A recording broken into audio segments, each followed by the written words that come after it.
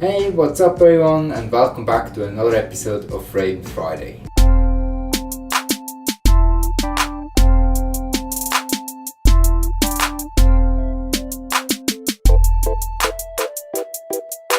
What are we doing today? So today we've got a cross stitch that we need to stretch and prepare for framing.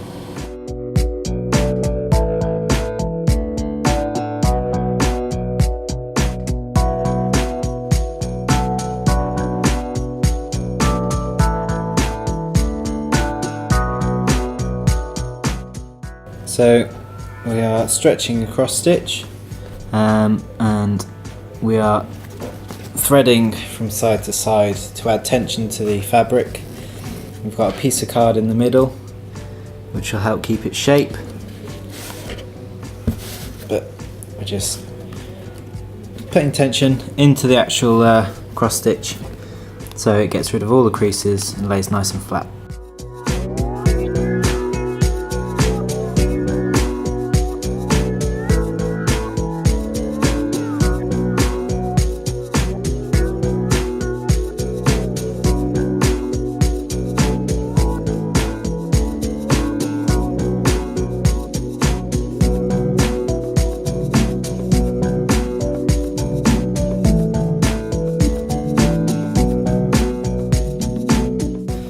So when stretching embroidery, you got to try and keep the spacing equal and make sure that you keep threading in the same direction. That'll help keep even tension across the image and give a superior finish.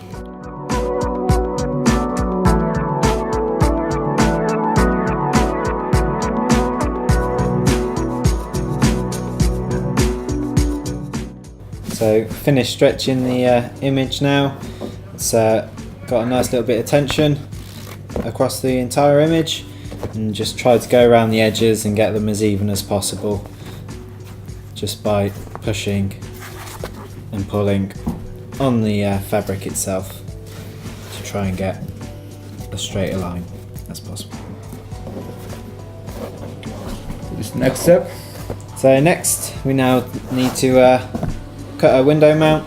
The customer specified what colour they would like and how wide they want it, so now we'll do that.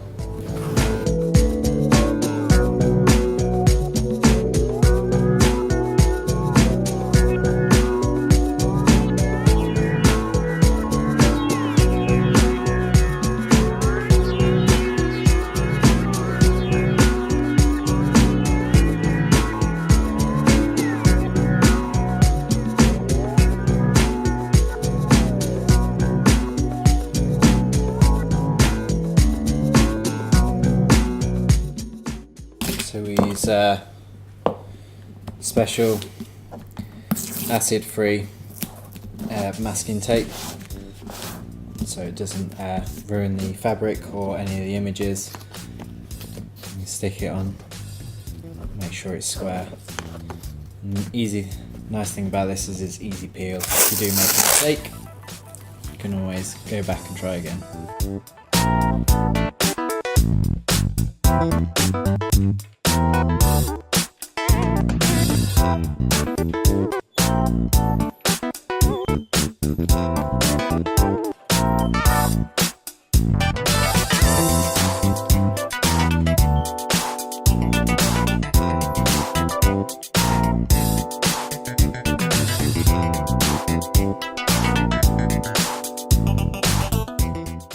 So sometimes the Morse machine doesn't quite cut the inside of the frame perfectly, so we just tidy it up and get rid of little straggly bits and make the corners a lot cleaner.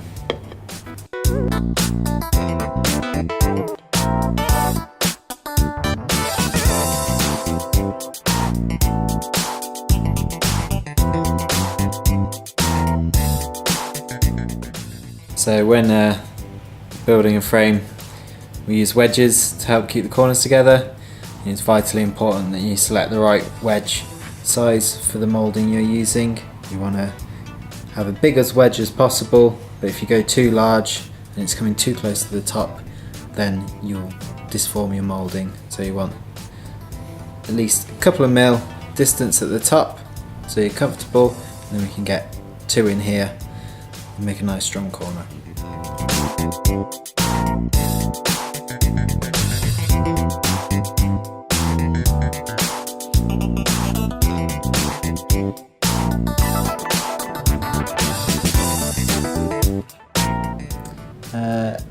So when you make a frame a bit too snugly, then the image won't fit inside, so you just have to take a very small slither off.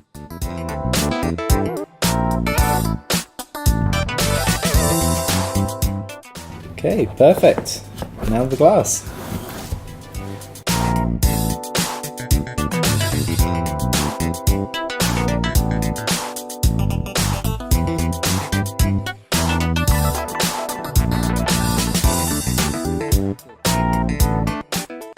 So to back the picture frames, we use a hardboard.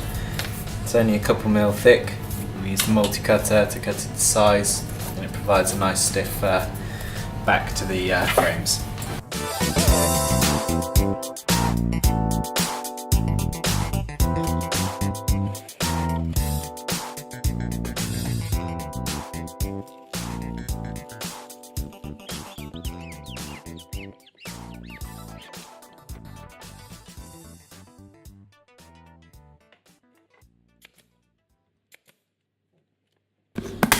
So we use this instead of the stapler because it allows us to control the pressure that the backboard applies to the front image, so it doesn't apply too much and cause any distortions.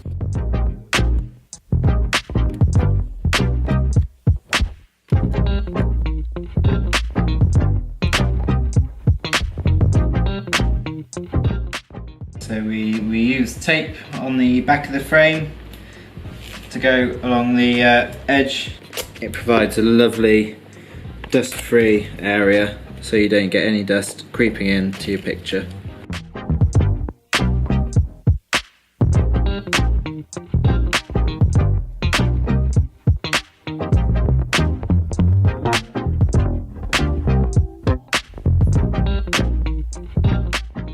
So to hang this frame, we're going to install some D-rings and a string. And we want to place these approximately a third of the way down from the top of the image.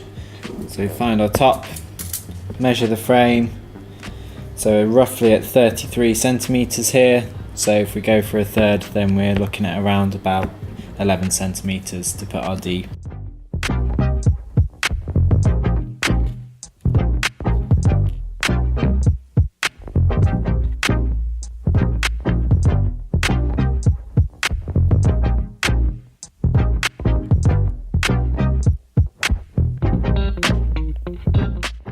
So instead of using picture frame wire, we use a nylon cord. It's more than strong enough and really durable. We will always tidy up the ends with a little bit of tape, stick it all together,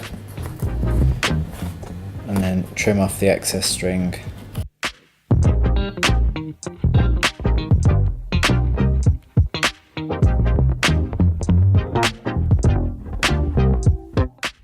So that's everything put together. So now I just need to cast my eye over it, check for any little imperfections, make sure we get rid of them, clean everything up, and make sure we deliver a perfect product.